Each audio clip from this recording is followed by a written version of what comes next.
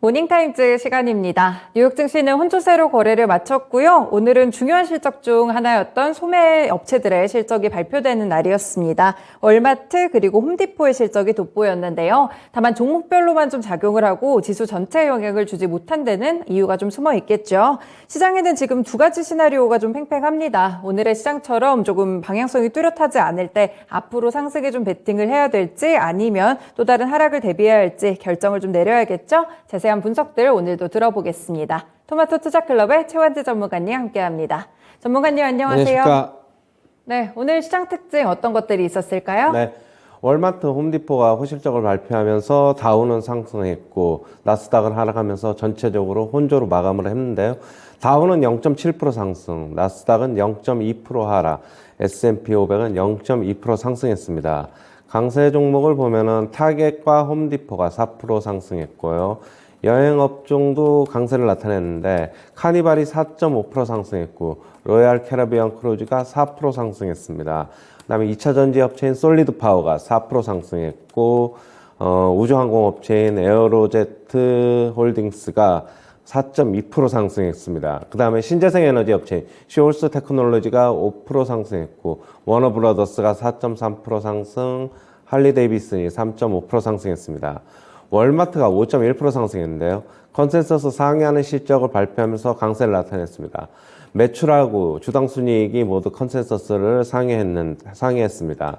그다음에 제레미 시걸 교수는 지금 인플레의 정점이 지났다라고 얘기를 하고 있는데요. 그렇다고 본다면 경착륙보다는 연착륙 가능성이 높아지고 있다라고 얘기를 하고 있습니다. 이제부터 연준이 금리를 인하할 것으로 좀 보고 있고요. 만약에 그렇다면은 경제와 주식 시장에 도움이 될 것이다 라고 얘기를 하고 있습니다. 그리고 연준의 지금 기준금리가 이미 중립금리를 상회하고 있다라고 얘기를 하고 있는데요. 앞으로 추가적으로 상당한 금리 인상이 만약에 일어난다면은 경기 침체 이어질 수 있다라고 얘기를 하고 있고요. 주식 시장은 6월이 바닥일 것이고 하반기에 상당히 좋을 것이다 라고 얘기를 하고 있습니다. 그 다음에 뱅크 오브 아메리카 측에서는 지금 글로벌 펀드 매니저들을 대상으로 설문조사를 했는데 지금 투자 심리가 개선되고 있는 것으로 나타나고 있다라고 얘기를 하고 있습니다. 지금 인플레이션이 둔화하면서 경기의 개선 기대감이 커져서 이런 전망이 좀 나오는 것이고요. 지금 글로벌 펀드 매니저들은 현금 비중을 축소하고 있다라고 얘기를 하고 있습니다. 그 다음에 CNBC 측에서는 지금 현재 주식시장이 상당히 강하게 반등 중인데 지속적으로 상승을 하려면 펀더멘탈 뒷받침돼야 한다라고 얘기를 하고 있고요. 지금 주식시장이 상당히 강한 반등을 하고 있는 이유는 일단 심리적인 변화, 그 다음에 쇼커버링 매수, 그 다음에 패닉 매수 때문으로 파악을 하고 있습니다.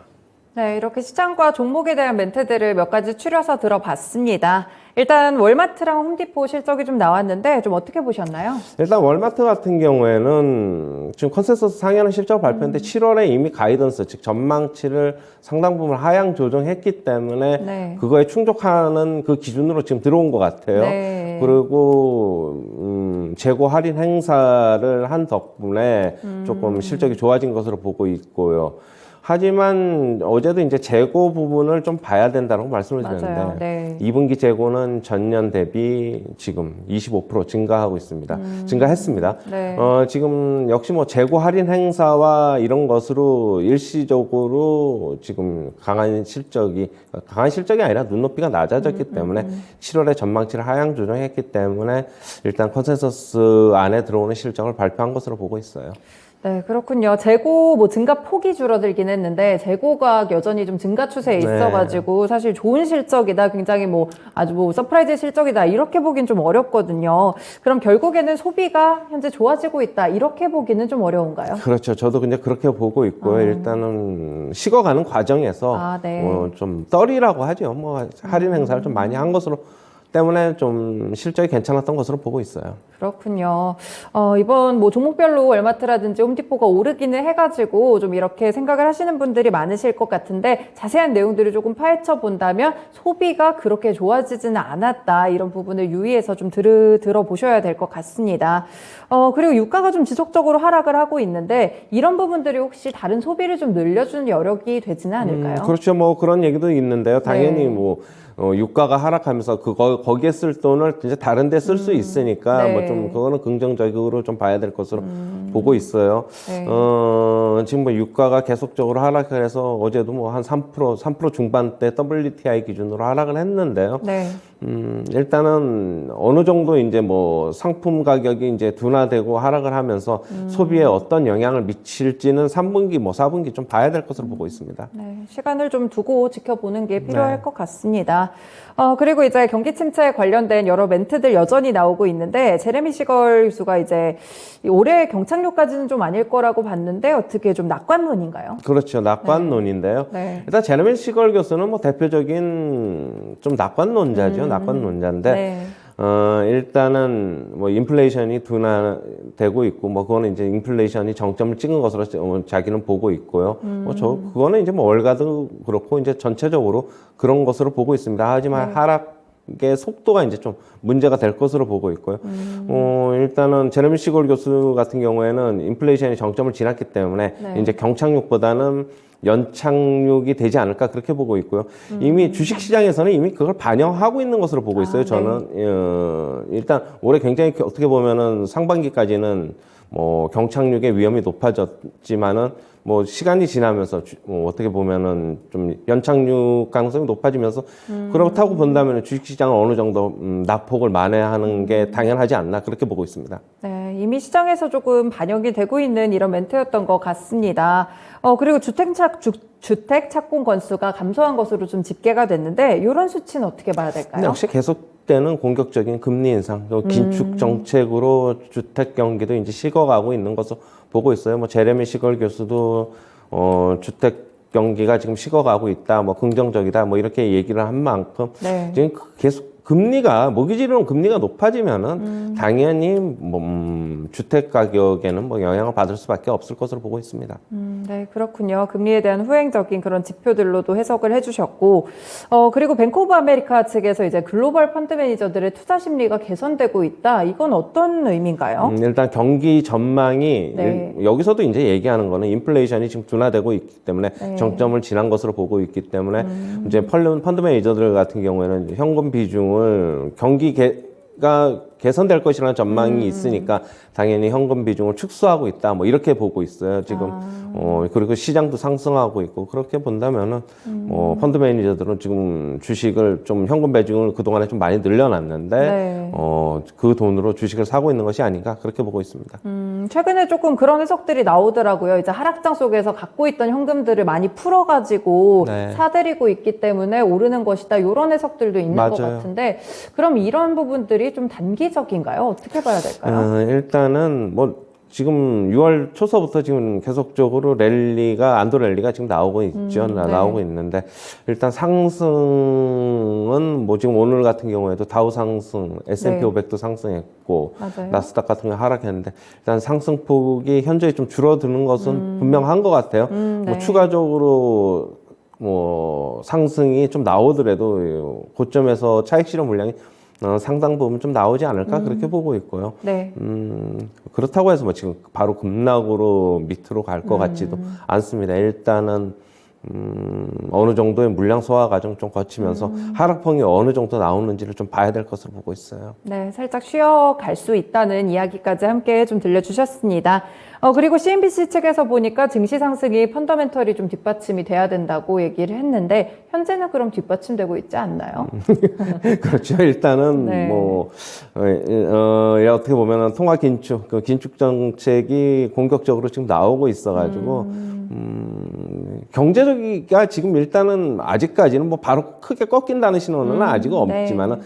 그래도 소비도 좀 버텨주고 있고, 뭐 제조업도 그래도 버텨주고 있고, 물론 제조업이 차지하는 비중이 미국 경제에서 그렇게 크지는 않지만은, 일단은 전반적인, 뭐 여기서 얘기하는 거 그런 것 같아요. 뭐 금리 인상도 조금 중단이 돼야 될 것 같고, 일단 성장률도 어느 정도 다시 회복을 해야 될 것 같고, 뭐 그런 얘기인 것 같아요. 네, 여러 가지 매크로 환경들이 조금 더 좋아질 필요가 있을 것 같습니다.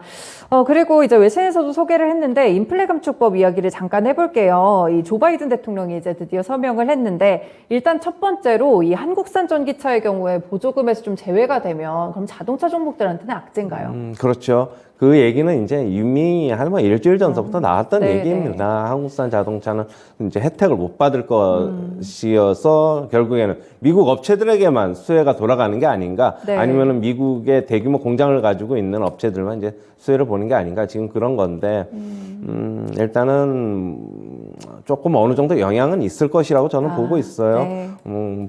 당연히 미국 업체들에게 뭐 보조금을 더 준다면은 그렇죠. 그쪽 차를 사지 않겠습니까? 그렇죠. 그렇게 본다면은 어느 정도 타격이 있을 것이라고 보고 있는데, 그 타격이 과연 어느 정도로 나타날지는 조금 더 두고 봐야 될 것으로 보고 있어요.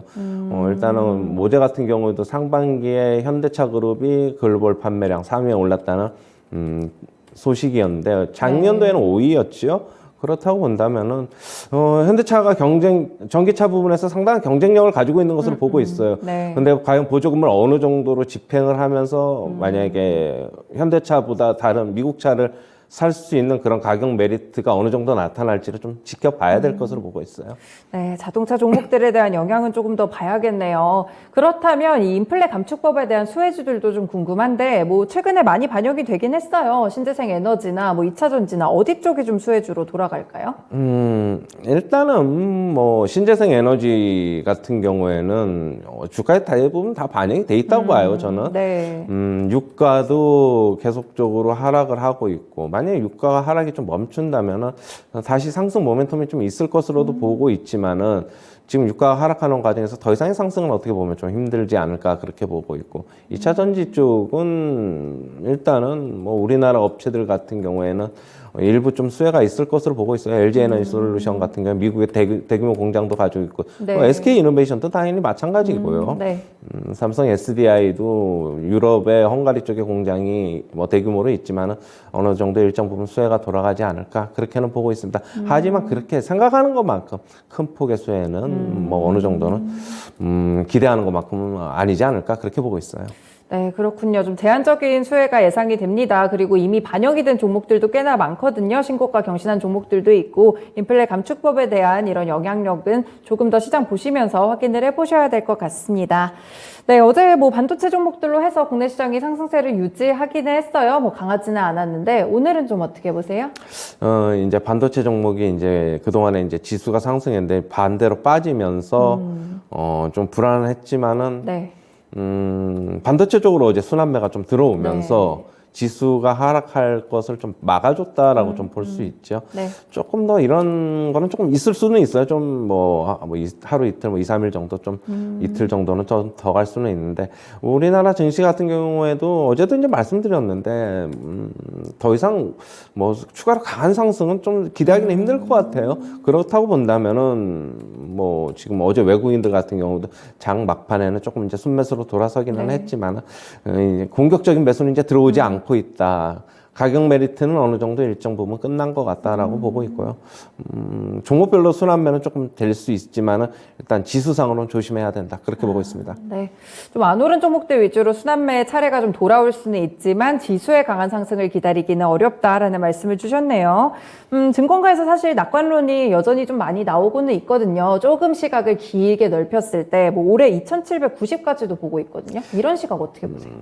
네, 일단은 이번에 이제 조정이 미국 시장하고 우리나라 시장 어떻게 나오느냐에 따라서 좀 봐야 될 것으로 보고 있고요. 네. 일단 뭐 지수는 어느 정도 갈지는 이제 그거 빠지는 거 보고 좀 판단을 해야 될 것으로 보고 있어요.